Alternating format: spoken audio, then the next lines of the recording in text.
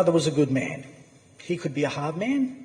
He was a warrior and above all a man who loved his family. He'd be the first to tell you he was tough on me when we were growing up. I wasn't a bad kid, but he did have to pull me into line a few times. We didn't always see eye to eye, but what father and son does. He laid the groundwork, built the framework that shaped me into the man I am today.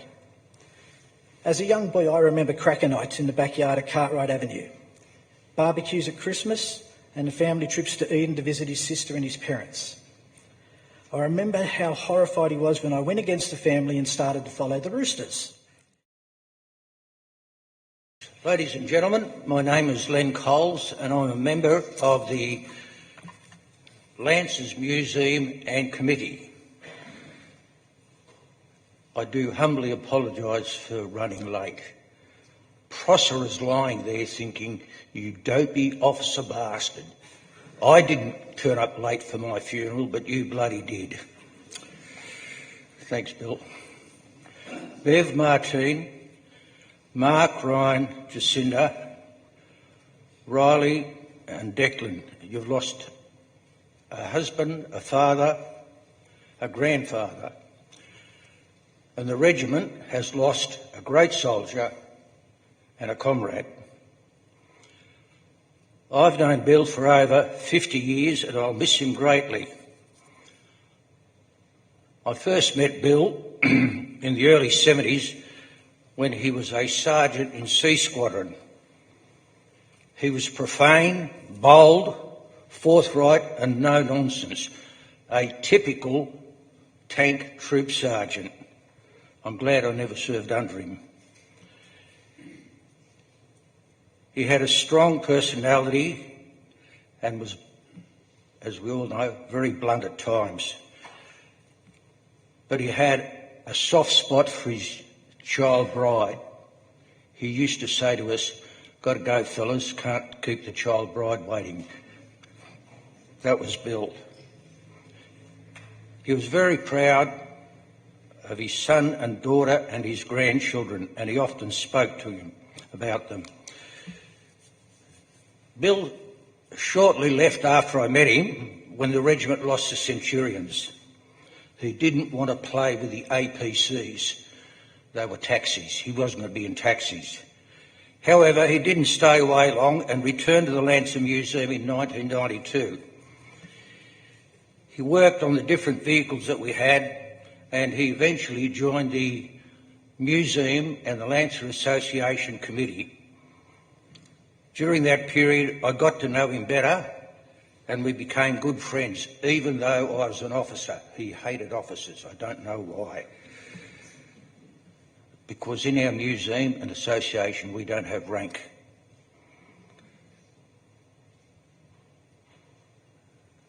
Over the years, Bill went through a series of health problems and was less able to work on the vehicles. He had a few long absences, and when he returned, he said to me, Len, give me something useful to do. I don't want to sit around like an old man.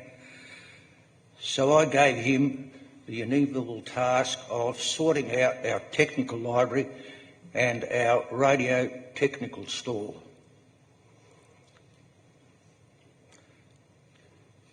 Typical Bill, he was slow, methodical and very, very accurate.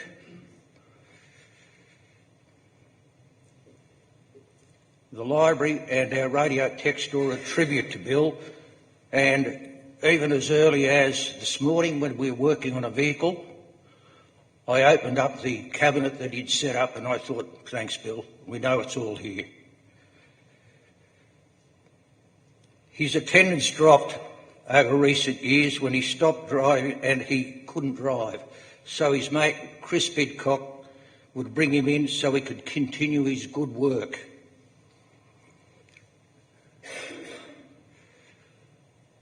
Bill was on a team that worked for the Sydney Olympics. And I put him in charge of radios for the whole of the Sydney Olympic Park. And as you'd expect, methodical, accurate and very, very detailed. I got to know him a lot better. and I was pleased that he informed me that he had actually seen the light and that he was not frightened of dying.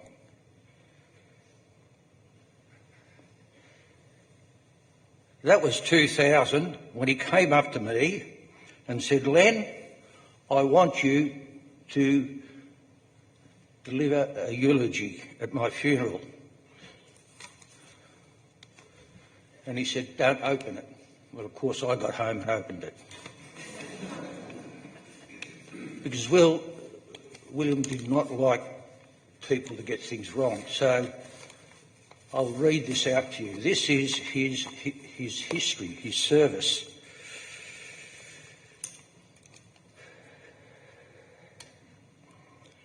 Tank Crew Days, 1962-1972.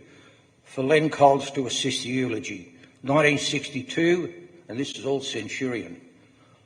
Operator Lotus course at Puckapunyal. Very boring and uneventful. 1963, Centurion drivers course at the Armoured Centre. Go, go, go from dawn to dusk. Servicing, track change, refuelling, driving. Never been so knackered in my life. A couple of memories about this course. Bob Roberts and I buggered about with petrol and blew ourselves up. Good on you, Bill. Playing with matches near Murphy's Well. The D&S instructors now call that Prosser's Folly. And some of us mark it on our maps when we go there. Bob and I spent 3 days in the camp hospital, but we still gained our tank licence. In the very early side of the course, I learnt not to go too fast in creek crossings. You get a driver's compartment full of water and they don't like you. The bow wave hits the other bank, comes over, and you get wet too. The most frightening part of the course was the dreaded vertical drop. Although the drop wasn't sheer, it was very steep and you had to drive slowly forward until you could see the driver's seat in the sky. Nudge the old girl a little bit further until she hits the point of balance. A little bit further, she'll start to tilt and let her slide down as gently as possible, having second and third gear engaged. Sounds frightening. The drop that I never exceeded was 25 to 30 feet. Crewman. I don't recall much about my crewman days. I had Mike Algie for a loader while I did the driving. I couldn't remember who I was driving for. Most probably some young officer. Officers again. Troop corporal, fairly uneventful. But the most memorable was during a shoot. We had a misfire during high explosives. We carried out the normal IAs, tried to fire again, and on the last try, the flames shot around the turret, burnt the wiring harness, and she was burning. Before I could order the crew out, the gunner, who I can't remember his name, was out of his seat and got between me and the cupola ring and was standing on the engine covers. I reported the fire, then proceeded to fight the fire with all the handheld extinguishers. By then help arrived and the fire was out. There was very, very substantial damage. Today we know that using extinguishers, those extinguishers had carcinogenic chemicals in them, mainly methyl bromide and carbon tetrachloride. Troop Sergeant, the most rewarding rank in the Army. For many reasons, I'll let you know some of the funny side. The one that springs to mind occurred with a 30 calibre shoot, and I gave the order to clear guns, and the loader, Alan Morris, reported back gun clear. I gave the order to elevate in order to look at the working parts, satisfied myself the gun was clear and there was nothing on the bolt. good sergeant practice. Alan passed the gun up to me. I carried it over the transmission covers out the back, put it down, and the bloody thing fired. Everyone nearby had a pup, including me. I was sure that no one was injured, and the safety officer had also checked the gun. I don't know what they were looking at, but being the senior troop sergeant, I always was given the new second lieutenants to train their first attempt at making a successful troop leader. Not all made it. Bill had very exacting standards. I remember one who shall remain nameless could not read a map, another officer. When asked for a lockstat, which is the code for Synestia grid reference, he would say, "Wait out," and then he'd contact me on the troop net and ask where we were. And when I told him, he'd then get on the other net and tell us where he was. Needless to say, that officer was not very popular amongst the troops because they don't think he was up to it. And I told him many, many times, that's Bill, blunt and forthright. Len, I can go on, but to no point. I am sure those still with us will remember me and will be able to give you more. Thanks, brother.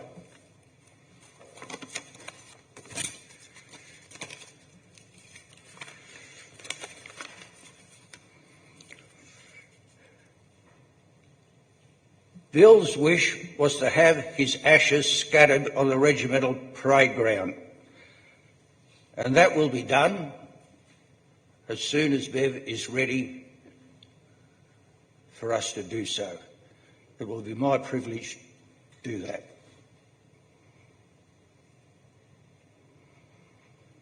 A plaque will be affixed on the remembrance wall at the barracks next to the museum. We will also be painting Bill's vehicle radio call sign on the side of the Centurion tank in our collection in remembrance of Bill. His call sign was 3-3 Bravo.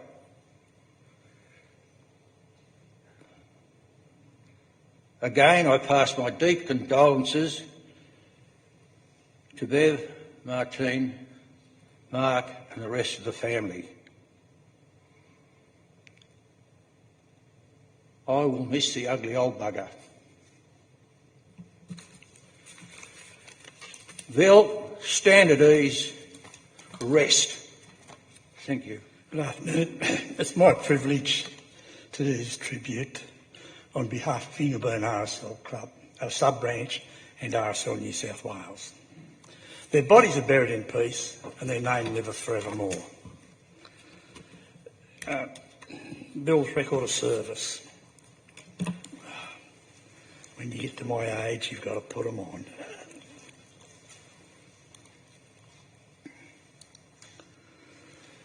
William Albert Prosser, service number 2140341. Citizens Military Forces, 21 September 1961 to 6th of October 1971. Citizens Military Forces, 26th November 1972 to 14th September 1973. Rank on discharge Sergeant. Postings was the 115 Battalion Royal New South Wales Lancers, 21 September 61, and again 115 Battalion Royal New South Wales Lancers, 26th November 1972, and he was awarded the Defence Medal.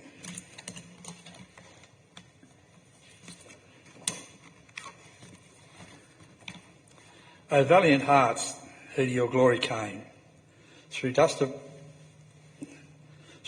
conflict and through battle flame, tranquil you lie, your knightly virtue proved, your memory hallowed in the land you loved.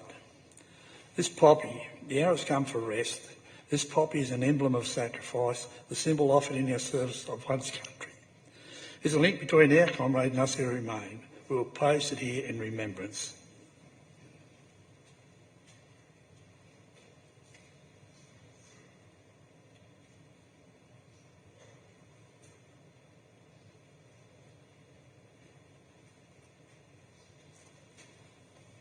Now I'd like Bill's wife, son and daughter to step forward to place a poppy in respect of his service.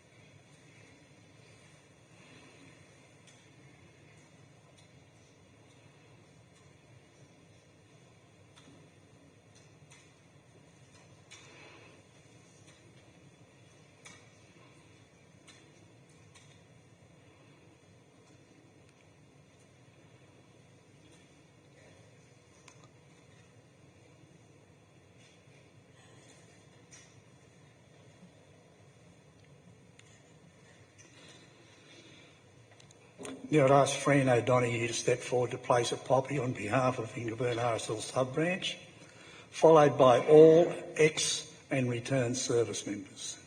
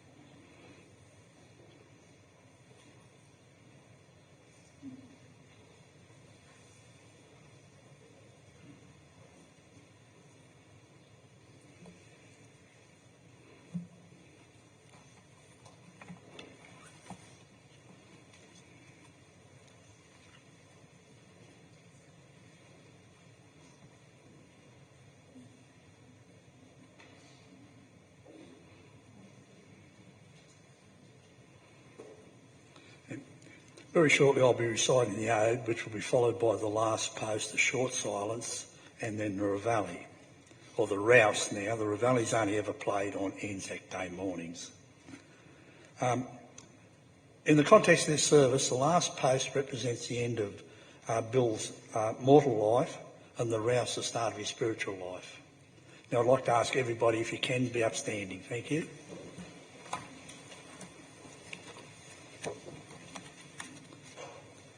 They shall grow not old, as we the left grow old. Age shall not weary them, nor the years condemn.